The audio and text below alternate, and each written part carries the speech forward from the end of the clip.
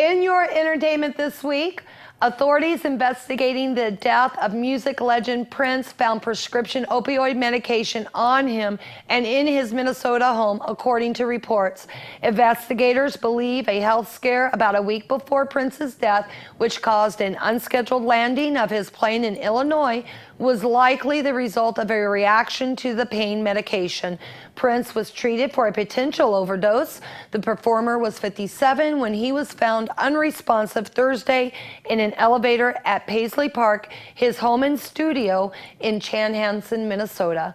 Paramedics performed CPR but were unable to revive him. Prince's sister has filed legal documents stating the late superstar did not have a will. Tyka Nelson on Tuesday filed court documents to open a probate case in Minnesota's Carver County, which is where her brother's Paisley Park estate is located.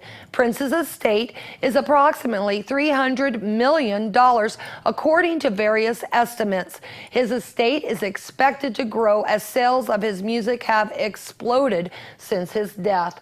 Tyka Nelson is the only full sibling of Prince. Prince was not married and had no living children or parents who could potentially inherit the millions to come from his estate. The singer had a thriving brand, which included thousands of unreleased songs, a record label, and his Paisley Park property. Nelson and Prince also have half-siblings: John Nelson, Noreen Nelson, Sharon Nelson, Alfred Jackson, and Omar Baker, all of whom are also named in the petition as heirs. Prince's sister has requested that a special administrator be appointed to deal with the singer's assets. Without a will, Minnesota law states that his estate would go to his sister and his half-siblings. If finding a new partner for Kelly Ripa of her daytime talk show is anything like the process that led to Michael Strahan's hiring, it won't be quick. Live went through 9 months and 59 guest co-hosts before former football star Strahan was chosen to replace Regis Philbin. Strahan, who started in 2012, is leaving to work full-time at Good Morning America, and ABC announced that his last day will be on May 13th. The first weekend in May is next week, and that means it's time to throw popcorn, boo the villain, and cheer the hero. The Wild West Extravaganza and Bluegrass Festival starts Friday, May 6th, and continues through Sunday the 8th at Patrick Park and Rodeo Arena. The Shadow Mountain Players will be performing their annual old-fashioned melodrama at the Bob Roode Community Center Friday at 7 p.m., Saturday at 2 and 7 p.m., and again on Sunday at 2 p.m.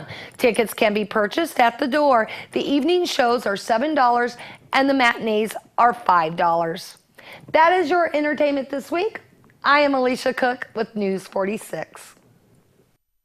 All right, the annual Chamber of Commerce Biz Expo is starting tomorrow.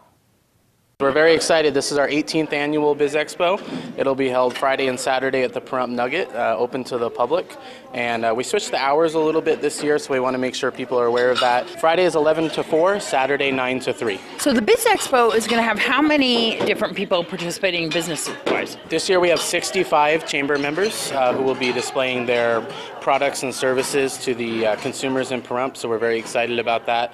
We'll also have a few outside vendors if the weather cooperates with us. If not, we'll try and move them inside. This is kind of a one-stop shopping for people who would like to find out more about businesses, see what's available here in town. And there's also like giveaways, right? There is, yes. Most of the booths will have little giveaways out, anything from chapstick, pens, notepads, bags, really whatever you're looking for. And you know, I encourage people when you're taking those items from them, really ask them and be engaged about what their business is, instead of just, you know, we don't want people walking by their table and just grabbing a handful of pens and walking away. You know, take the time to ask them, what do you do? How long have you been in the community? How can you help me? You know, that's what they're here for. You can also find out more about the Pahrump Valley Chamber of Commerce by coming to the Biz Expo, by going online, by giving a phone call. Yes, we will have a booth here at the Biz Expo. Chris, our CEO, will be staffing the booth the entire weekend. So any questions you have, please, you know, talk to him. Matt is our events coordinator, so you can talk to him as well about joining the chamber if you wish. I will be around. Of course, you can always go to PahrumpChamber.com and have all, you know, we're also on Facebook, Pahrump Valley Chamber of Commerce. We put all of our information on there. And let's see what is happening in your world news. In world news today, on Wednesday, former House Speaker Dennis Hastert was sentenced to 15 months in prison in order to pay $250,000 to a victims fund in a hush money case that revealed he was being accused of sexually abusing young boys as a teacher in Illinois. He was also sentenced to 2 years of supervised release once he finishes his prison term. For the first time, the 74-year-old Hastert admitted in open court that he abused at least one boy. The judge told Hastert that he should participate in a sex offender treatment program. Bernie Sanders' campaign is downsizing its field staff as well as some advance and other workers. The decision follows a bad night for Sanders in which he lost 4 out of 5 East Coast states that voted on Tuesday. The campaign said that Sanders had a very large staff, which was designed to deal with 50 states in this country. 40 of the states are now behind us. The advisor said this was a natural progression for the campaign, considering that they already had staff in California, which votes on June 7th. Ted Cruz formally named Carly Fiorina as his vice presidential running mate Wednesday, a last-ditch move to regain momentum after being mathematically eliminated from winning the GOP presidential nomination outright.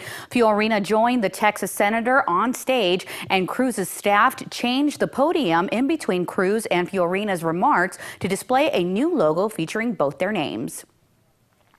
Donald Trump on Wednesday delivered a major foreign policy speech in Washington, laying out his vision for a foreign policy that will put America first, according to the presidential candidate. Trump opened his speech vowing to shake the rust off America's foreign policy and said he would outline a vision for a U.S. foreign policy that replaces randomness with purpose, ideology with strategy, and chaos with peace. I'm Monique Mitchell, and that's your World News. All right, after weather, we have a ticket giveaway, so that'll be exciting. Stick around. We'll be right back.